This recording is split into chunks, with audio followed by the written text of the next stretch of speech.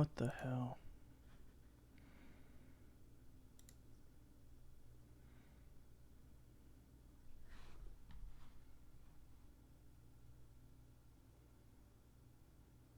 Where is...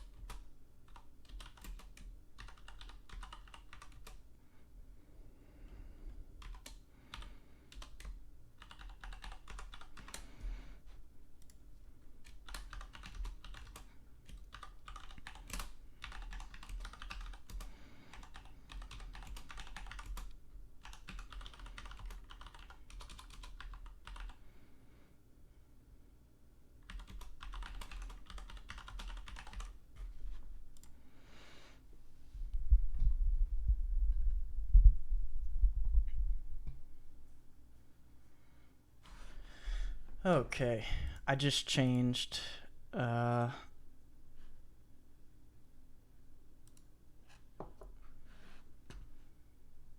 just had to change the title because it was wrong. That was weird.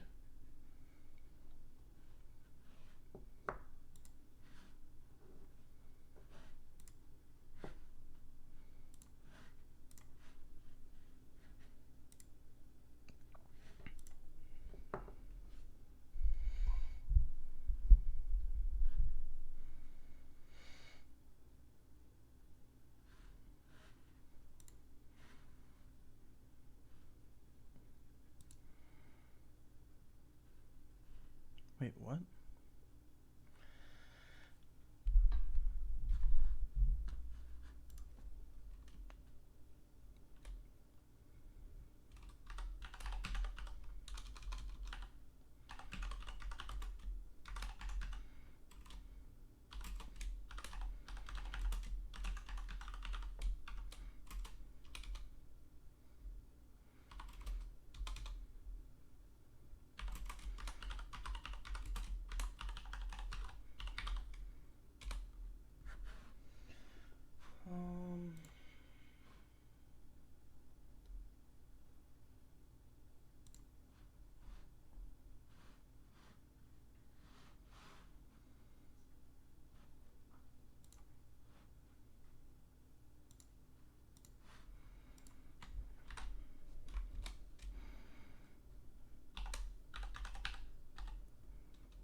Tether scam BTC. Just give me a second here, guys. I'm still setting things up. I just found out about this, so I'm trying to get things set up, but a lot to talk about with this. There could be huge ramifications here, so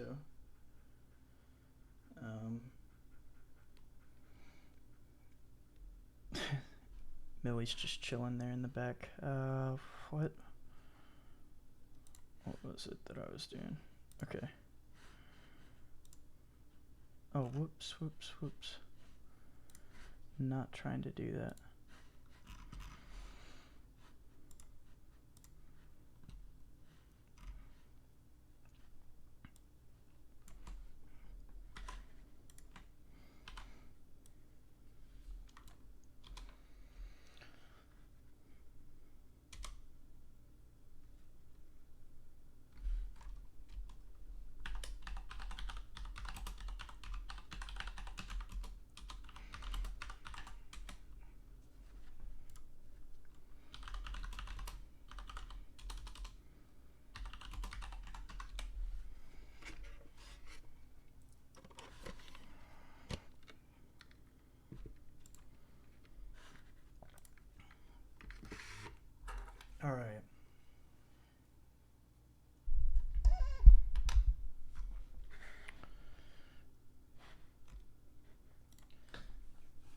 So,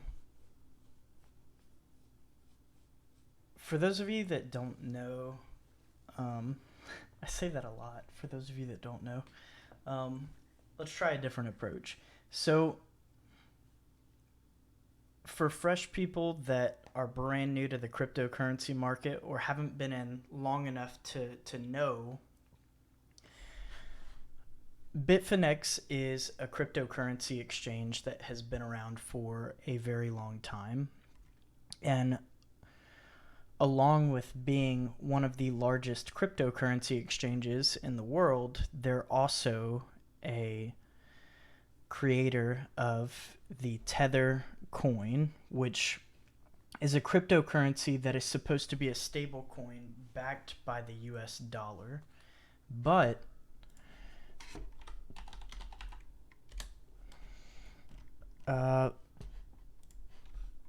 it's no longer backed by the US dollar. In fact, they actually changed their terms of service.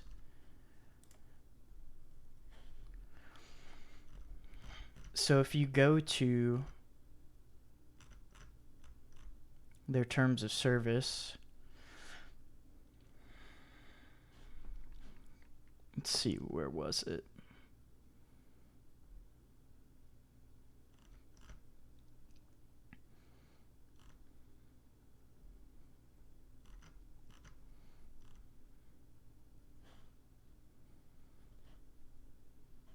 Yeah, so basically, if you read this entire thing, it's stating that the amount of fully backed USD tethers that were in circulation as of the close of business. So basically, what they're saying here is that Tether is no longer backed by US dollars. They have other assets that they use to back Tether, which is completely unacceptable considering the fact that Tether was created to be a currency completely backed by US dollar. Every Tether is always 100% backed by our reserves, which include traditional currency and cash equivalents, and from time to time may include other assets and receivables from loans made by Tether to third parties, which may include affiliated entities. So this right here explains exactly what I just said. Tether is no longer backed by US dollars, so it's not a 1-to-1 ratio. They have other assets now, including cash equivalents and loans that they divvy out to entities. The reason that that is a very, very big deal is because as an asset that is supposed to be a 1-to-1 ratio with the US dollar, you can't have something that is a 1-to-1 ratio if you don't have something pegged to it. So if you have other objects besides the thing that is supposed to be pegged to it, it can't be a 1-to-1 ratio. Let's say you have a loan that you divvy out to an entity and you say, I'm going to put a 12% interest rate on it for 6 years. And for the first 2 years, it's great. You're making money. But then that third year, they don't pay. And they just stop making their payments altogether. Well, then what do? There's really nothing you can do. That loan goes into default and you lose all of that money. So it's not a 1-to-1 ratio there. If somebody were to stop paying on their loan, the Tether firm would lose that funding and it would no longer back the Tether that's supposed to be in reserves.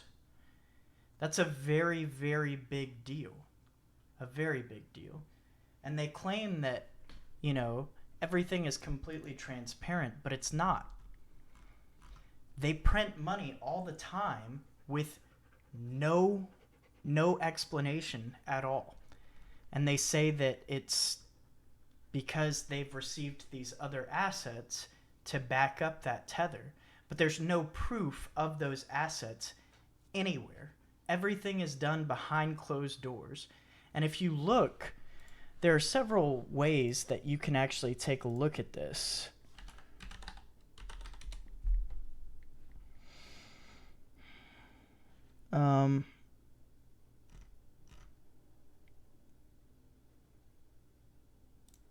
Yeah.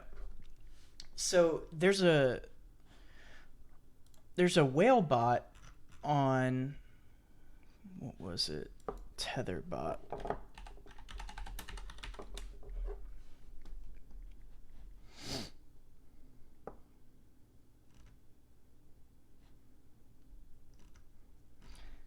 There's some sort of bot on Twitter that allows you to actually see when Tether prints more US dollars. And essentially, what they're trying to do is manipulate the market every time they do so that they can purchase more Bitcoin with their Tether that is supposedly backed up by US dollars. But it's not. It's not backed up by US dollars at all. It's not backed up by anything. They're basically printing money to buy Bitcoin and sell the Tether to you. That's a very, very, very unethical thing to do. And they've been doing it for such a long time, and people have questioned it, but nobody has ever dared to throw a lawsuit at them until now. Today, the Attorney General of New York has alleged that crypto exchange Bitfinex lost $850 million and subsequently used funds from affiliated stablecoin operator Tether to secretly cover the shortfall. $850 million, guys. This is a very, very big deal. In fact,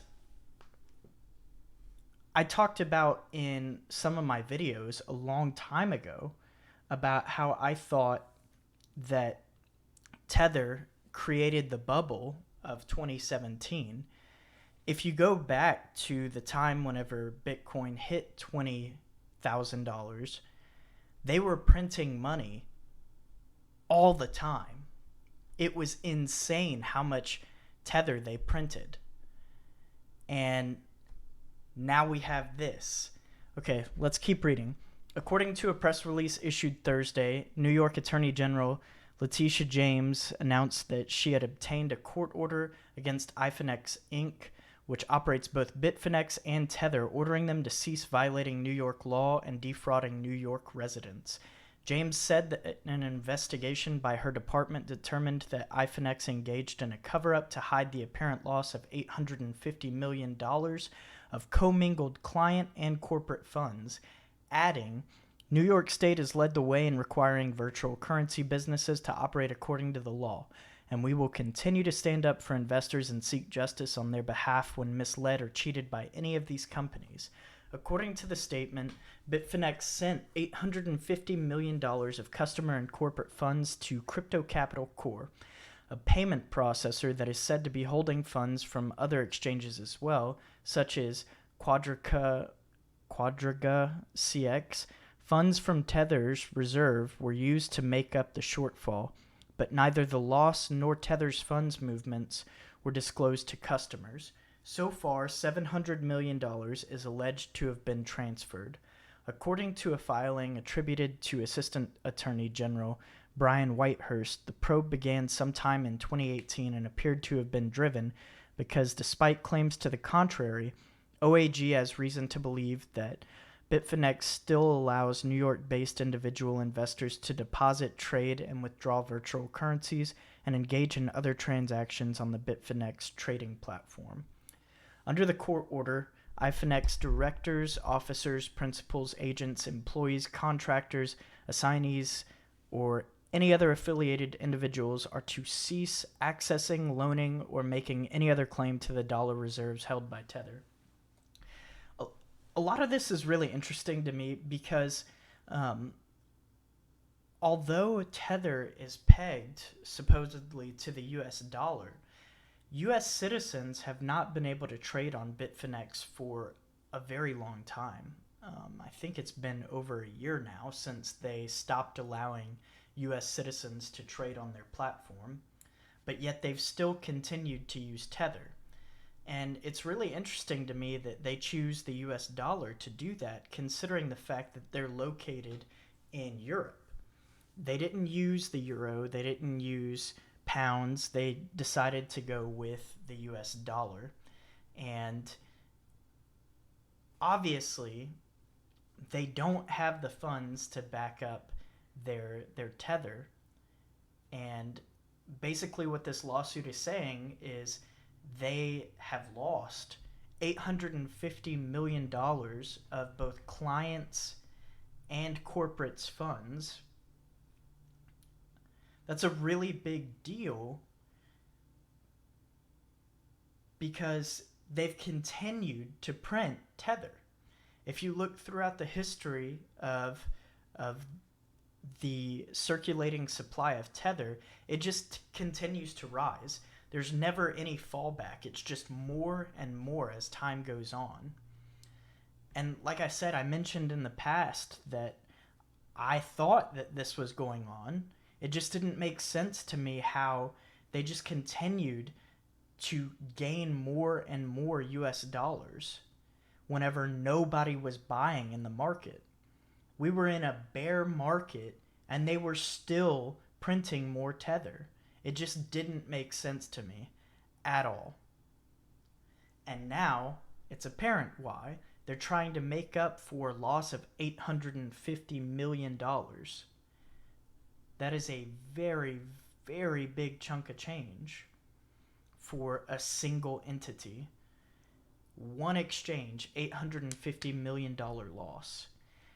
And yeah, we've seen losses like this in the past, but not on this scale.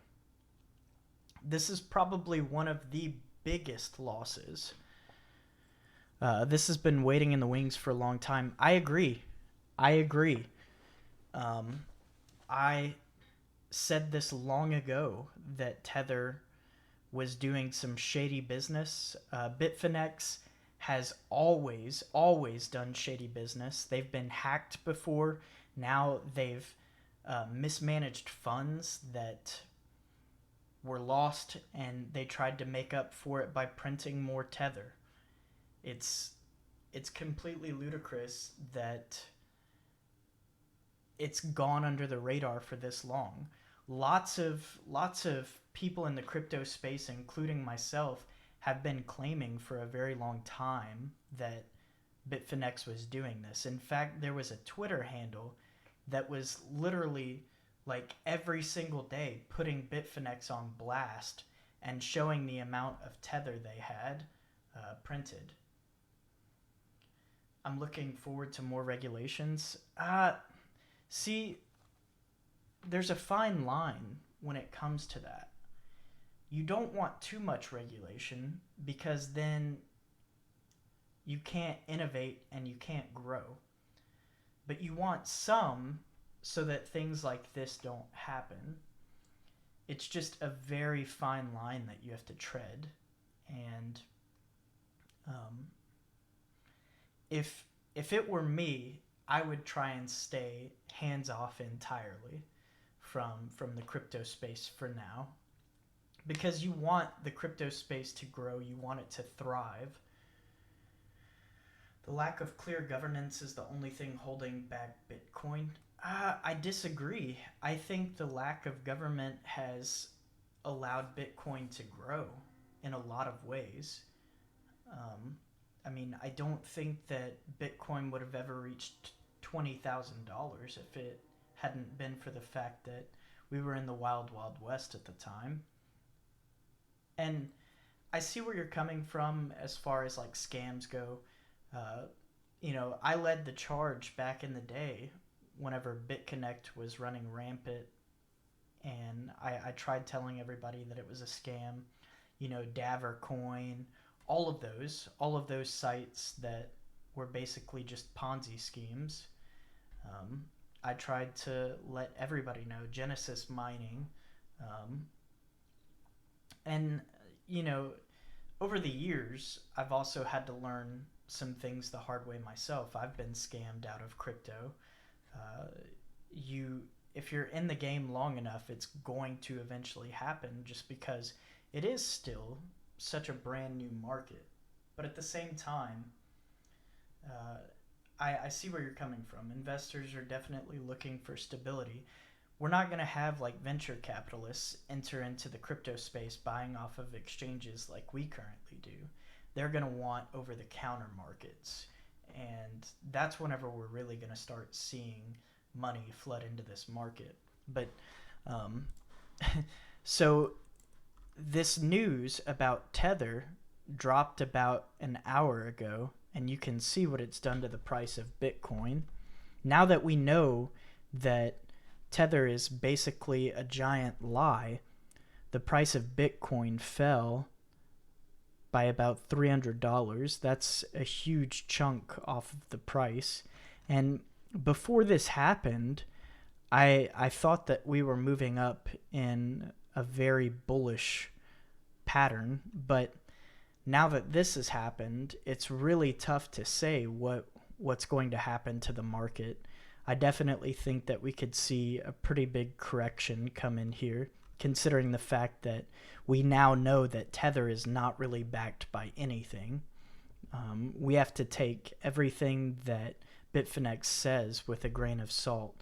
If they say that they have $1 billion worth of US dollars right now, we have to not believe anything that they say.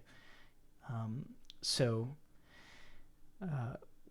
all the people that are holding Tether right now on exchanges in their own personal wallets are going to be in for a very rude awakening, I think. The thing is, though, if people take their Tether and have to buy back into something, we might see people buy back into Bitcoin. The only problem with that is, what is their Tether actually worth at the moment? So because it's been said to have been pegged to the US dollar, it's been right at around $1. But let's take a look and see what let's see what it's actually at right now. So Tether is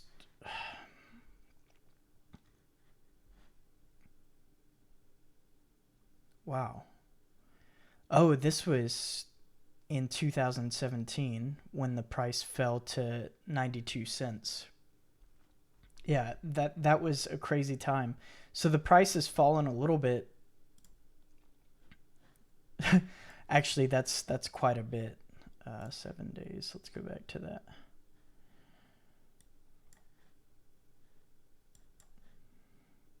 Look at that dip right there. That's everyone getting out of Tether right there that has heard the news so far. That's insane. So it was sitting at about $1.01, and now it's at about 99 cents. So it's already dropped 2 cents, which doesn't seem like a lot, but that's actually a very large margin in a very short period of time for Tether, because like I said, it's tied to the US dollar. So 2 pennies is a very big deal. That's a very huge margin. Tether always seems stable because they print and burn. You hardly ever see them burn, though. That's the problem. Let me go. Let's take a look at circulating supply. So if you look at the market cap, see how it's kind of just risen. When was that? That was October of 2018. I believe that's whenever they started investigating the scam. So they burned here, but as you can see, it went right back up to where it was. They've just continued to grow the circulating supply of Tether. And we've been in a bear market, like I said before, so it makes no sense that it's just continued to go up. It's insane to me. So I don't really know what else to say about this. I'm glad that the state of New York is probing them. I'm glad that they're trying to take some action against this scam. It's definitely going to be interesting to see what happens to Bitfinex. Um, I can I can already tell you that a lot of people are going to lose faith in that exchange, and it might go away altogether as time goes on, because they've been hacked before. They cut out U.S. trading altogether. They printed money that they didn't have. They mismanaged $850 million. And I mean, now everything is coming and crashing down. So I could definitely see Bitfinex closing its doors. This is definitely Mt. Gox 2.0, except Mt. Gox was a theft, and I guess this would be theft as well. It's manipulating the market, creating something that's not there to steal other people's money and replace the money that they lost. So I guess you could consider this theft as well. But throughout crypto history, the past 10 years, we have seen all sorts of things like this. If you've been in the space for a long time, you've got really thick skin to things like this.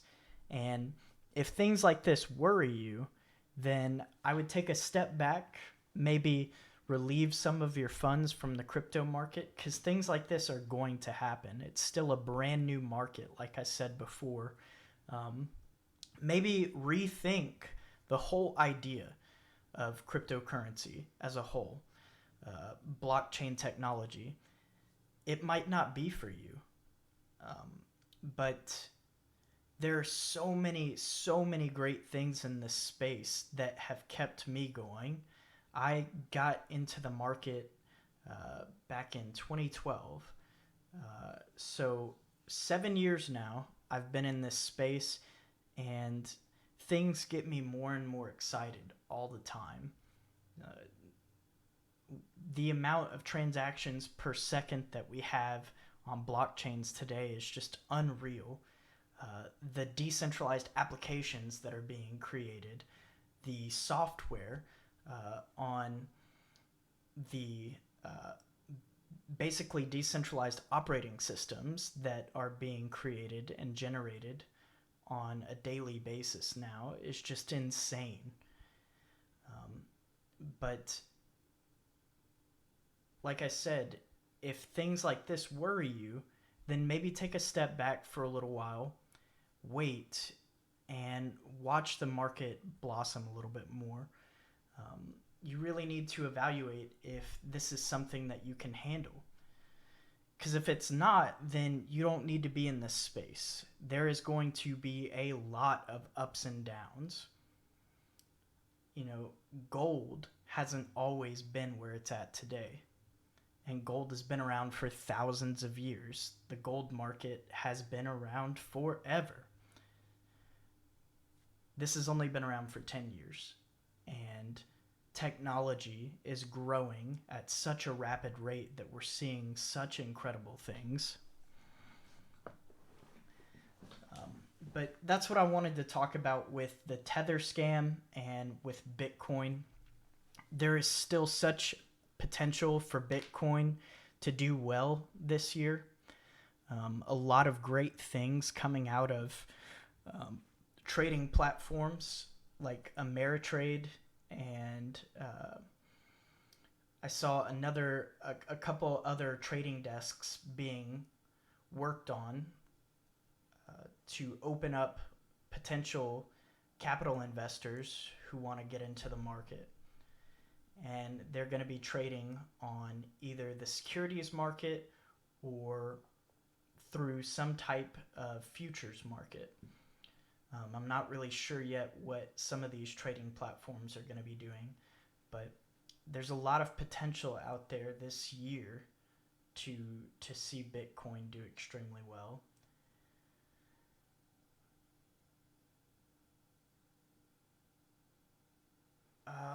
Tether is a scam. Bitcoin is also a scam.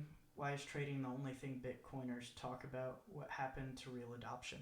Um, I'm not really sure what you mean about that. Uh, Bitcoin is not a scam. It's the first blockchain. It created this movement, and if you don't respect Bitcoin, then I don't see how you could respect any other blockchain project. Um, that's like saying uh, classic rock is shit, but modern rock is incredible. Um, you can't really say that because we wouldn't have modern rock if it weren't for the classic rock genre. So I don't understand how you could say that Bitcoin is a scam. I'm being genuine. Bitcoin is fine.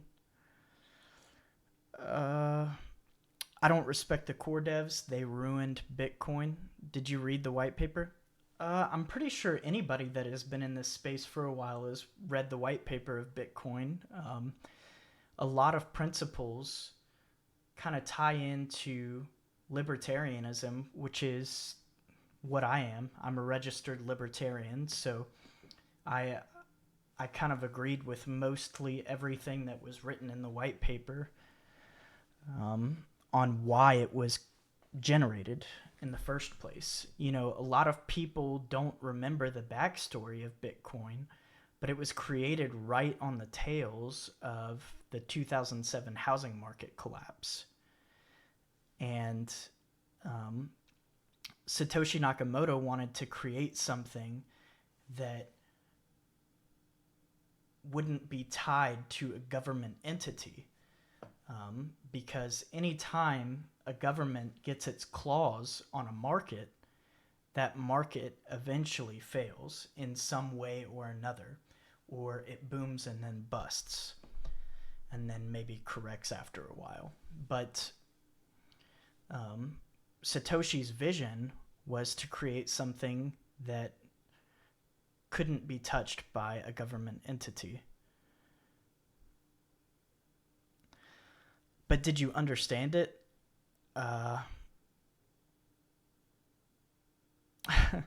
Of course I understood it. Um, I'm not really sure what you mean by that.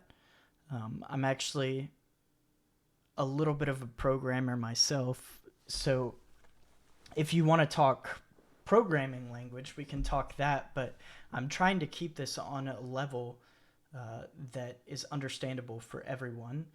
I like to discuss the political side of it because that's what intrigues me the most. I like having access to my own money. Banks are set up to basically steal your money. Anytime you put your money into a bank, it's not backed by anything.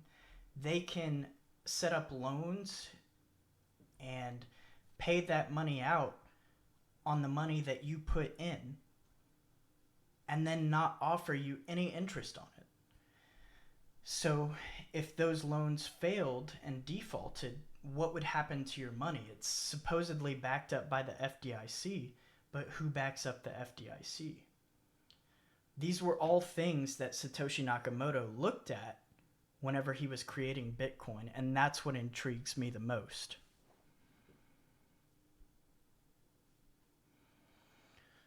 Satoshi wanted a global currency for all in the world, but I'm not talking program. I'm talking economics. It's not politics, though. So, what do you want to talk about economics? Because I feel like I've covered a little bit of that as well. I hate banks. They charged me $12 for not using their services today. You know, that's banks for you. With cryptocurrencies, you have control of your money. It's never going to be seized by an entity. Um, People can't add fees that you don't know about. Cryptocurrency creates all sorts of solutions to problems that have occurred throughout the banking system. It's an economic system, not a political one. See, but that's the thing, Dollar Bill. You can look at it in any way that you want, and nobody is going to say that you're wrong. You might claim that Bitcoin is an economic system, but I might say that it's a political system, or it's an electronic system, or a programming innovation the likes that we've never seen. You can call it whatever you want, but that doesn't mean that anybody is wrong for looking at it the way that they want to. Like I said, it solves problems for many different things. You can't just say that you can't put Bitcoin in a box, man. You can't say that it's just this one thing. No, it actually is a solution for many things.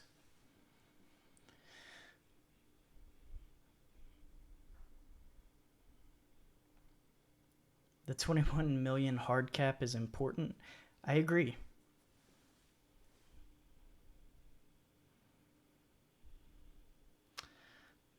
No, I'm sorry, that is wrong. You know, you might say that I'm wrong, but maybe you're wrong. I really think that you should take a look at different perspectives, man. Um, it's it's very foolish to say that Bitcoin is one thing, and it's also very foolish to say that somebody's thought process on something that ties many things together is foolish.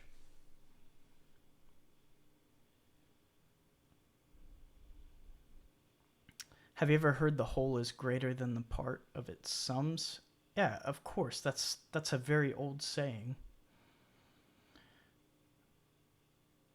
I did read the whole comment, but I still think you're incorrect in your statement.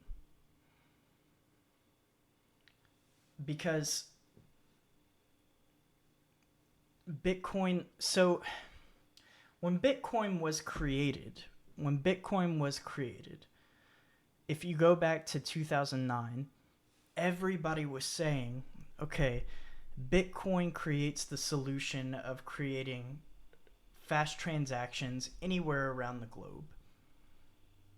And at the time, we didn't have anything like that set up.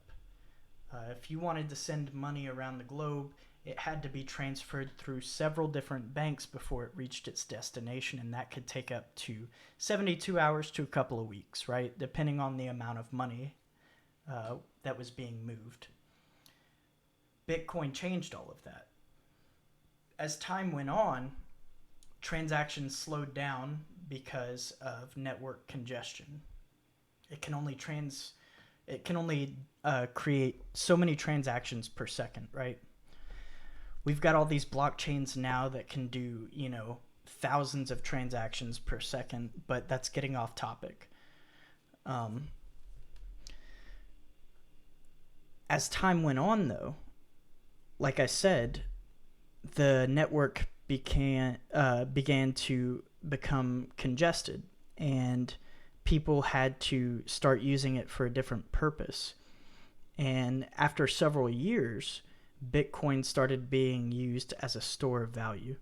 Many people bought it and held on to it just to see their investment grow. And that's what most people are using it for today.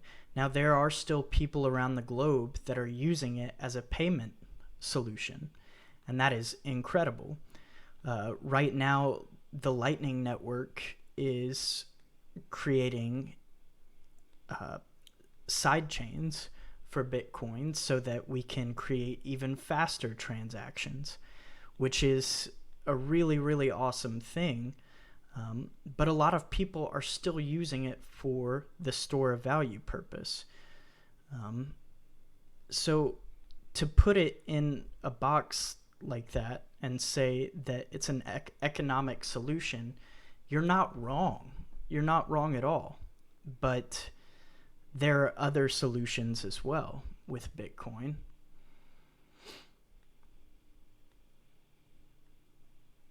Blockstream lied. They sold the store of value idea to help slow down volume.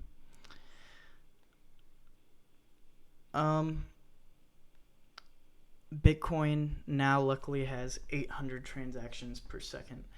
I'm actually about to sign off, guys. That conversation was really fun. I'm glad that you brought that up, Dollar Bill, but I'm actually about to sign off. The main thing that I wanted to talk about today was obviously Tether, and this scam has been going on for too long now, and I'm glad that people are finally starting to speak up and attack them publicly, because they need to be attacked. Bitfinex is one of the shadiest companies I've ever seen in the crypto space, and I knew that it was only a matter of time before they got caught. But that's going to be it for today, guys. Thank you guys so much for participating in today's live stream. I am still going to be putting out a video soon, probably this weekend, on my top 5 favorite cryptocurrencies for 2019. I haven't done that yet this year, and so I figured I might as well get that out this weekend. There are a lot of really fascinating projects, and if you guys have any that you want me to take a look at, be sure to put them in the comments of this video after the live stream is over. But that's going to be it for today, guys. Thanks.